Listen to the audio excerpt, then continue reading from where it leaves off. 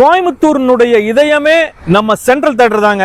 ஆனா அந்த இதயம் இன்னைக்கு நொறுக்கப்பட்டிருக்கு. 1957 கட்டப்பட்ட இந்த பழமையான தியேட்டர்ல மொத்தம் 1500 இருக்கைகள்.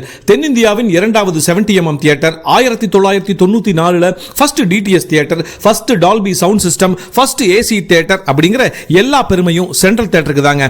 இந்த தியேட்டர்ல டெக்னாலஜி மட்டும் ஃபேமஸ் இல்லைங்க, கேண்டீன்ல விக்கிற காஃபியும் கீரவடையும் அவ்வளவு ஃபேமஸ். இங்க படம் பார்க்க வர ரசிகர்களுக்கு படத்தோட கதையை ஒரு பிளாக் போர்ட்ல எழுதி போட்டு மற்றவை திரையில் பார்க்கவும் அப்படின்னு எழுதி போட்டிருப்பாங்க.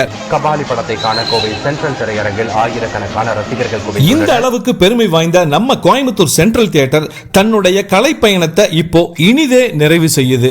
இந்த தியேட்டர்ல நீங்க படம் பார்த்த அனுபவத்தை கமெண்ட்ல சொல்லுங்க. பொக்கிஷமாக நெஞ்சில் புதைந்த நினைவுகள் எல்லாம் ஞாபகம் வருதே.